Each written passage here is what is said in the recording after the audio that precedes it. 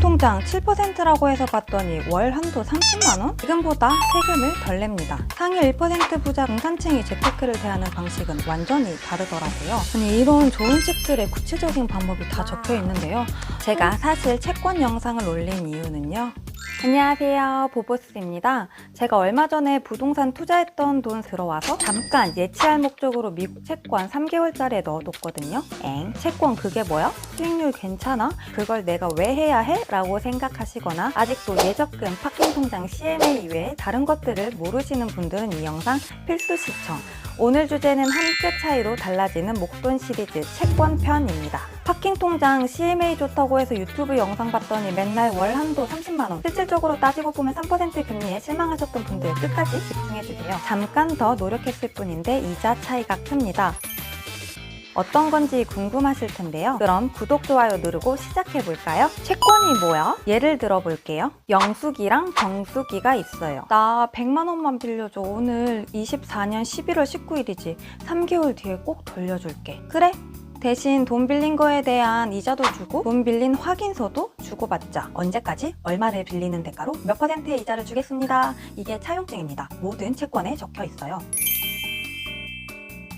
근데 우리 개인한테 돈 빌려주면 안 되죠? 그럼 누구랑 한다는겨? 딱 세 종류입니다. 정부, 공공기관, 금융기관, 회사. 첫 번째, 정부 공공기관에서 발행하는 국공채. 미국에서 발행하면 미국 채권, 대한민국은 대한민국 채권, 국고채. 공공기관은 어떤 곳이 있느냐? 주택금융공사, 한국도로공사, 강원도청 등입니다. 한국도로공사에서도 많이 채권 발행합니다. 도로 깔려면 돈 많이 필요하죠. 두 번째, 금융기관에서 발행하는 금융채. 우리가 알고 있는 신한카드, 삼성카드 등 카드사부터 은행, 보험사, 증권사까지 금융기관에서 발행하는 채권입니다. 세 번째, 회사채. 지금 제가 보는 토스에는 SK에코플랜트, 현대글로비스 이런 곳들이 있고요. 우리가 알고 있는 삼성전자나 SK하이닉스, 대한항공 등 일반 기업에서 발행하는 채권입니다. 채권은 이렇게 딱 세 종류가 있습니다. 이자만 높으면 투자하면 되나요? 아니죠. 예를 들어서 이재용 회장님이 와서 100만 원을 빌려달래요. 그럼 빌려주실 건가요? 빌려주겠죠.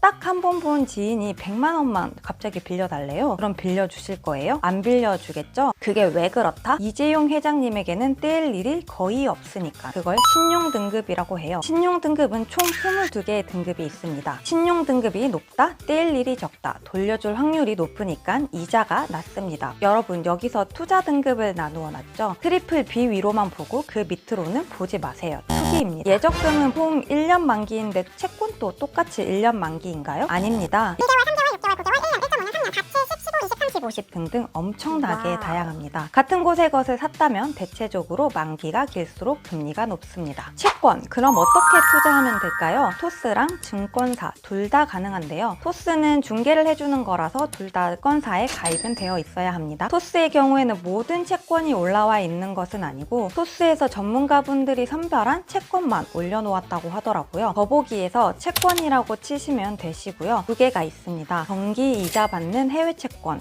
국내 해외 채권. 먼저 정기 이자 받는 해외 채권을 보면 해외 채권의 경우 현재 미국의 기본금리가 4.75%대라서 우리나라보다 대체적으로 수익률이 좋습니다. 미국채 말고도 구글, 맥도날드, 애플, 마이크로소프트, 넷플릭스 등등이 있어요. 대신 미국 채권을 사실 때는 환율 꼭 주의하시고 사셔야 됩니다. 두 번째, 채권으로 목돈 굴리기 누르면 여기에는 국내 거도 같이 들어있어요. 금리순, 기간순으로 나뉘어져 있어서 보시고 내 상황에 맞게 선택하시면 됩니다. 세 번째, 증권사 어플의 경우에는 저는 삼성증권을 쓰고 있습니다. 채권이라고 치시고 여기에 채권 매매를 누르면 됩니다. 해외 채권의 경우에는 해외 채권 매매를 누르면 되시고요. 왜 채권에 투자했는가? CMA 수익률은 평균 3% 초반이고요. 파킹통장도 이자율 7%라고 해서 들어가 보면 한도가 30만 원까지고 아까 보신 것처럼 채권이 대체적으로 이자가 더 높습니다. 그리고 예금과 비교했을 때 채권의 경우에는 예금보다 세금을 덜 냅니다. 예금은 전체 이자 소득에 대해 15.4%의 이자 소득세를 납부하지만 채권은 직접 투자를 할 경우 이자 소득에 대해서만 15.4%의 이자 소득세를 납부하고 자본 소득은 비과세입니다. 그리고 예금의 경우에는 만기일이 너무 길고요. 부동산 구매에도 관심을 두고 있어서 긴 만기일은 안 되기에 3개월 정도의 목돈 예치를 하고 있습니다. 두 번째, 금리 변동 걱정 없이 원금과 이자를 받을 수 있다. 주식 어때요? 3개월 뒤 10% 수익률 보장! 그런 주식은 없죠. 채권은 구매한 채권을 만기까지 보유하면 살 때 확정된 투자 수익을 얻을 수 있습니다. 중간에 수익률 변동이 표시되기는 하는데요. 중간에 안 팔면 만기에는 확정된 투자 수익을 받게 됩니다. 세 번째, 정해진 날에 이자가 들어온다. 채권의 종류 중에 매달 이자를 받을 수 있는 채권이 있어요. 제가 예시를 들고 왔습니다. 제가 이걸 투자해 라고 보여드리는 건 아닙니다. 아시죠? 여기 보시면 에큐온 캐피탈 1년 5개월짜리 연 4.8%를 누르면 투스에서는 원금과 수익률을 확인해 볼 수 있습니다. 5천만 원을 투자한다고 했을 때 이자를 3개월에 한 번씩 나눠서 받을 수 있습니다. 채권의 단점은 무엇인가요? 첫 번째, 수익률이 제한적입니다. 채권은 주식처럼 높은 수익률을 보고하는 건 아니고요. 안전자산의 개념으로 하는 건데요. 그만큼 수익률이 안정적이긴 하지만 주식처럼 크게 돈이 불어나는 일은 없습니다. 두 번째, 발행기간의 신용 리스크를 꼭 확인해야 한다. 제가 앞에서 이재용 회장님 사례 들어드렸듯이 신용 등급이 매우 중요합니다. 채권을 발행한 회사가 망하면 원금이나 이자를 못 받을 수 있어요. 미국채와 한국채는 상관없지만 회사채의 경우에는 발행회사의 신용도를 잘 확인해야 합니다. 트리플 B 이상으로만 투자하세요. 세 번째, 유동성 문제.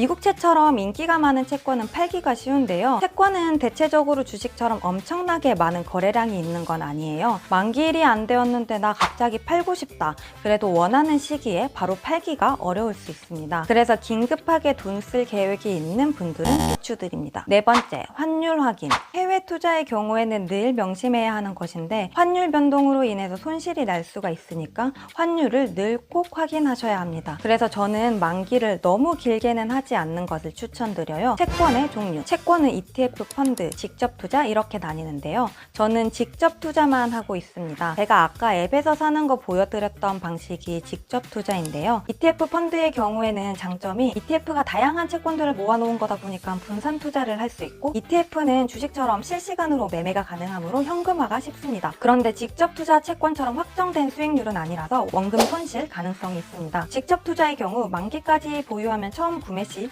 약정된 수익을 받을 수 있습니다. 그리고 앞에서도 설명드렸듯 매매 차익에 대한 세금은 내지 않기 때문에 저는 직접 투자를 하고 있습니다. 성향별 채권 투자는 어떻게 하면 좋을까요? 만약에 내가 안정적으로 하고 싶다고 하면 토스에 올라온 것 중에 한국 기반으로 있는 채권들 중 신용 등급 A 이상의 것들에서 수익률이 높은 것들을 추천드립니다. 이게 토스에서 계속 채권을 선별해서 그런지 새로운 채권들이 계속 생깁니다. 그래서 괜찮은 거 있다고 하면 그때 낚으시면 됩니다. 나는 해외 주식을 좀 해봐서 환율 변동에 따른 위험성을 좀 잘 알고 있다고 하시는 분들은 미국 채권을 추천드립니다. 아무래도 한국보다는 수익률이 좀 높으니까요. 그래서 저도 미국채를 샀습니다. 여러분, 지금까지 채권 영상 보시고 어떤 생각이 드세요? 제가 채권 영상을 올린 이유가 채권만이 좋다 이런 이유는 아닙니다. 더 큰 이유로는 상위 1% 부자가 투자를 대하는 방식과 중산층이 재테크를 대하는 방식은 완전히 다르더라고요. 우리나라 중산층 자산은 부동산이 80%, 금융자산이 15.6%, 기타 자산이 4.2%입니다.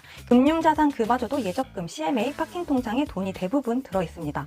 다른 나라와 비교해도 매우 그 비율이 높은데요. 미국 28.5%, 일본 37%, 영국 46.2%만 부동산 비중인데 한국은 78.6%입니다. 그런데 우리나라 상위 1%의 자산은요. 부동산이 56%, 금융자산이 38%, 기타 자산이 6%입니다. 부모님이 부자가 아니거나 내가 제대로 자본주의를 모른다면 앞으로 점점 더 가난해지고 있는 테크트리를 타고 있는 거죠. 그래서 예적금 말고도 조금 더 넓게 시야를 가져보자고 말씀드리고 싶어서 유튜브를 찍게 되었어요. 이런 좋은 책들의 구체적인 방법 다 적혀 있는 것들이 되게 많거든요. 근데 이런 분들이 있을 수 있어요.